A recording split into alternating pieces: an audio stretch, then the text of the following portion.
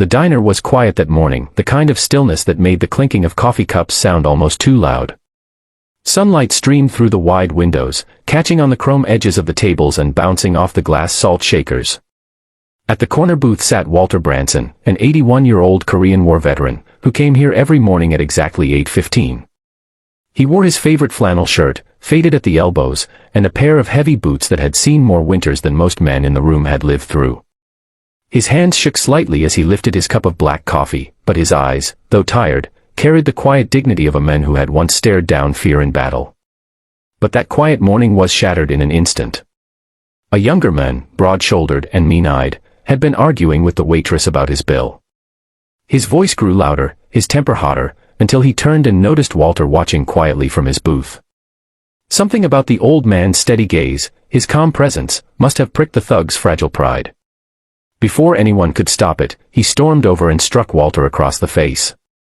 The sound echoed through the diner like a gunshot. Cups rattled. People froze. And Walter, his cheek burning red, simply raised his hand to his face, stunned not by the pain but by the cruelty of it.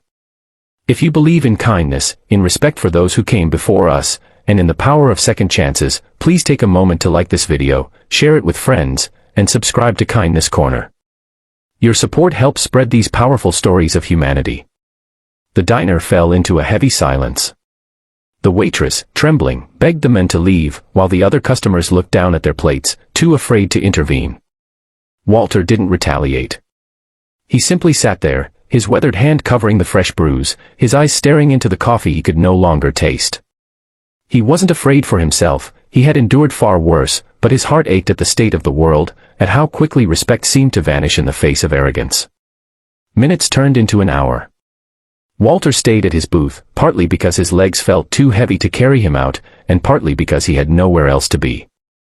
The diner was his refuge, the place where he was known simply as Mr. Branson, the polite old man who always tipped generously, even when his pension was thin. Now, even that sanctuary had been tainted by violence. But then the bell above the diner's door jingled, and in walked a group of men whose very presence shifted the atmosphere. Leather vests stitched with bold insignias, tattoos winding down muscled arms, boots that hit the floor with certainty, they were members of the Hell's Angels. At their center walked a man taller than the rest, his gray-streaked beard giving him an air of authority. His eyes scanned the room until they landed on Walter. And in that moment, a ripple of recognition passed through the old man's tired expression. The leader of the group was Thomas Branson, Walter's son. The thug who had struck Walter was still in the diner, smugly chatting with a friend near the counter, unaware of what was about to unfold. But Thomas saw the bruise on his father's face instantly, and his jaw clenched. The other bikers noticed too. The room held its breath, unsure whether violence would erupt again. But Thomas didn't charge forward. He walked slowly, deliberately, to his father's booth, sat down across from him, and placed a calloused hand over Walter's trembling one. The two men sat in silence for a long moment, the bond between them unspoken but unmistakable. Walter, who had once held his son as a crying boy in his arms, now looked at the men he had become, fierce, loyal, unyielding. For years, Thomas had been estranged from him, his path into the biker world one Walter struggled to understand. But here, in this diner, the years of distance didn't matter. Blood did. The thug finally noticed the newcomers and laughed. "What, you need your gang to protect you, old man," he sneered, standing up and puffing out his chest. The room tensed again, but Thomas remained seated, his gaze steady as stone.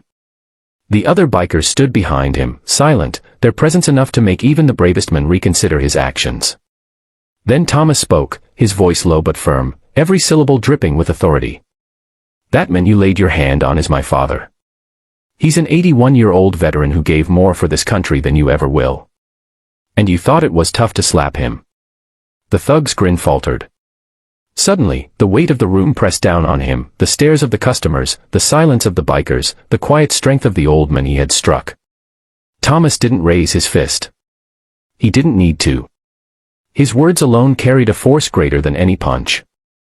Slowly, the thug backed away, muttering something under his breath, before fleeing out the diner's door. No one followed him. There was no need. His shame would follow him farther than any man could. Walter finally exhaled, the tension leaving his body.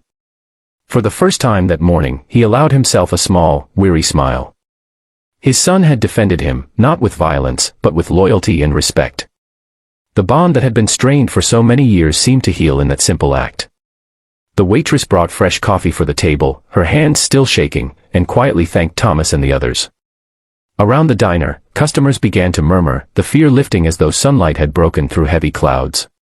Some even approached Walter to offer words of respect, ashamed they hadn't acted sooner. Walter looked at his son, his voice raspy but steady as he said, "I fought battles long ago, Thomas.